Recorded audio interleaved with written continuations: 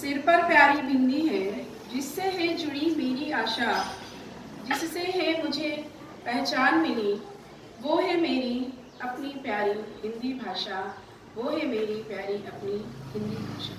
इन्हीं सुंदर सुविचारों के साथ यहाँ उपस्थित आदरणीय नीता मैम, आदरणीय गौरव सर, सभी शिक्षकगण और प्यारे बच्चों, आप सभी को हिंदी दिवस की शुभकामनाएं देती हूँ और आप सभी का इस हिंदी सभा में अभिनंदन करती हूँ और आप सभी को अभिवादन करती हूँ।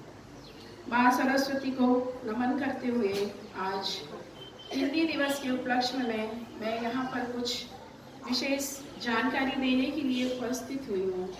सर्वप्रथम आज की मंच संचालन समिति को मैं धन्यवाद देना चाहूँगी, जिन्होंने मुझे यहाँ पर आज हिंदी के शुभ अवसर पर बोलने का सौभाग्य दिया।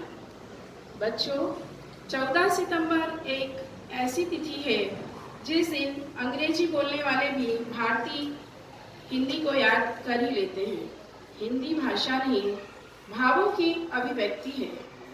कश्मीर से कन्याकुमारी तक, संसद से सड़कों तक, साहित्य से सिनेमा तक, संवाद का सबसे बड़ा विषय बनकर सामने आती है।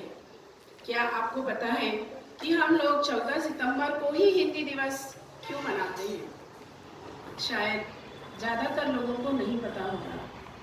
तो बच्चों, 14 सितंबर हम हिंदी दिवस 14 सितंबर को ही इसलिए मनाते हैं क्योंकि जब हमारा देश 1947 को स्वतंत्र हुआ था, उसके बाद हमारे देश में एक नया संविधान बनाना था, जिसमें कुछ नियम कानून बनाना था और उस समय हमारे देश के सामने सबसे बड़ा मुद्दा था देश की राष्ट्रभाषा का। आपको पता है कि हमारे देश में सैकड़ों भाषाएं और अनेक बोलियां बोली जाती हैं, जिसमें से यह बहुत मतभेद चल रहा था कि किस भाषा को राष्ट्रभाषा का दर्जा दिया जाए। बहुत मतभेद होने के बाद यह निश्चय हुआ कि हिंदी भाषा को ही राष्ट्रभाषा का दर्जा दिया जाए। और जब 14 सितंबर 1949 को हमारा नया संविधान बना, नए कानून बने, नियम बने, उसमें हिंदी भाषा को राजभाषा का दर्जा लिखित रूप से दिया गया और राष्ट्रभाषा का दर्जा मौखिक रूप से दिया गया।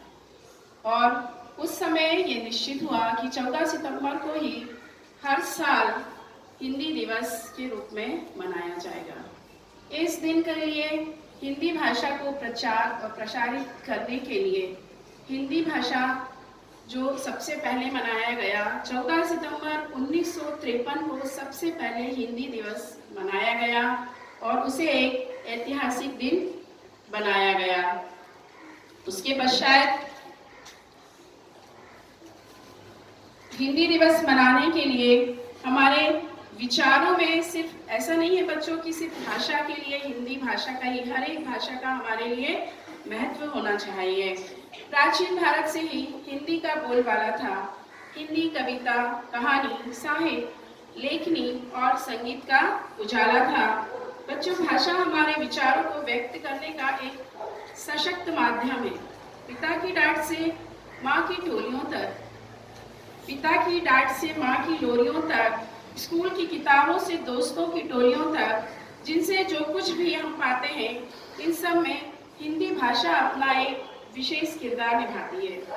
कंप्यूटर से तेज दिमाग वाले चाचा चौधरी और साबू के किस्से, घर घर गूंजने वाले रामायण और महाभारत के हिस्से, कभी बुद्धू तो कभी बलवान के शक्तिमान बच्चों के हिंदी में ही हमें देखने को मिलेगा। हिंदी एक ऐसी खूबसूरत वैज्ञानिक भाषा है जिसका हम जैसा उच्चारण करते हैं उसे वैसा ही लिखते हैं।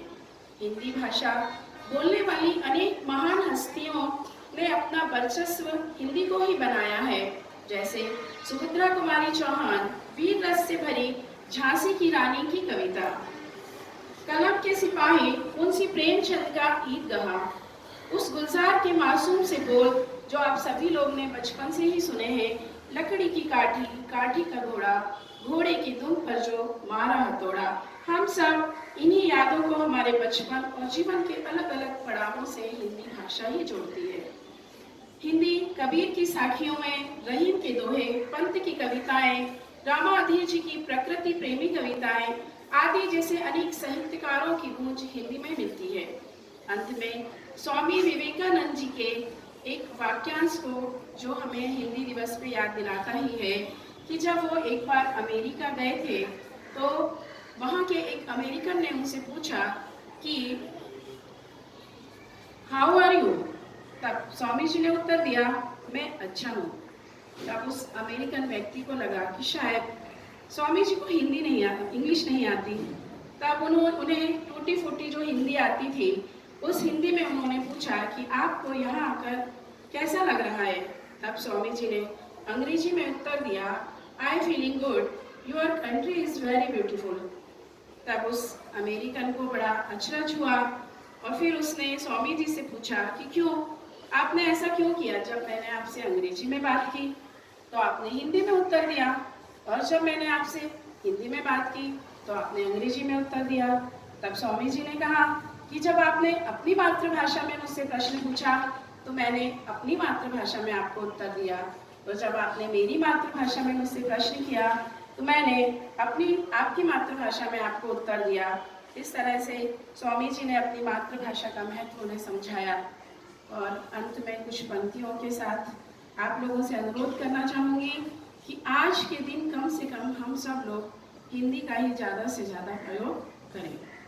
अंत में गर्व हमें है हिंदी पर, शान हमारी हिंदी है, अपने देश का गौरव है ये, यही भविष्य की आशा है, यही भविष्य की आशा है। धन्यवाद। जय हिंद, जय भारत।